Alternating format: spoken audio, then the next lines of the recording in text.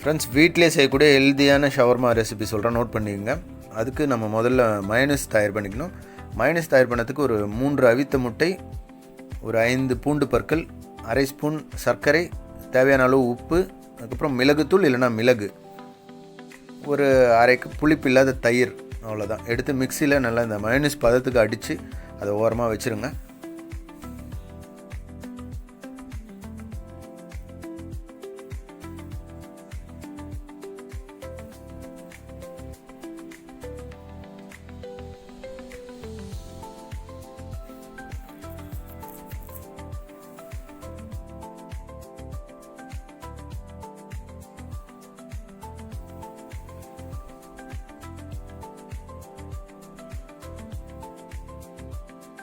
பாருங்கள், இந்த மயோனைஸ் எவ்வளோ அழகாக வந்திருக்கு பாருங்கள், எந்த ஒரு இதுவும் சேர்க்கல.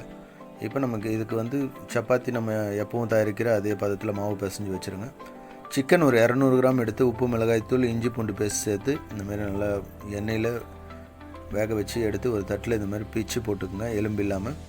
அப்புறம் தேவையான காய்கறிகள் எல்லாத்தையும் மெல்லிசாக வெட்டி கொஞ்சமாக உப்பு, மிளகாய்த்தூள், எண்ணெய் சேர்த்து ஒரு அரை வேக்காட்டில் நல்லா வதக்கி இந்த பிச்சு போட்ட சிக்கனை சேர்த்துக்குங்க. உப்பு, காரம் எல்லாமே செக் பண்ணி எடுத்து ஓரம் வச்சுருங்க. இப்போ நம்ம பிசைஞ்சு வச்சுருக்கிற மாவு இதில் கொஞ்சமாக ஈஸ்ட் மட்டும் கலந்து பிசைஞ்சோம்னா நமக்கு ரொம்ப சாஃப்டாக கிடைக்கும். அப்படி இல்லைன்னா பேக்கிங் பவுடர் கூட நம்ம சேர்த்துக்கலாம். இப்போ நம்ம வீட்டில் செய்யக்கூடிய அதே சப்பாத்தி மாதிரி வட்ட வடிவத்தில் போட்டு, நான் கோதுமையிலையும் தயாரித்து வச்சேன், மைதாலையும் தயாரித்து வச்சேன். உங்களுக்கு எது விருப்பமானதோ நீங்கள் அதில் தயாரிச்சுக்கலாம்.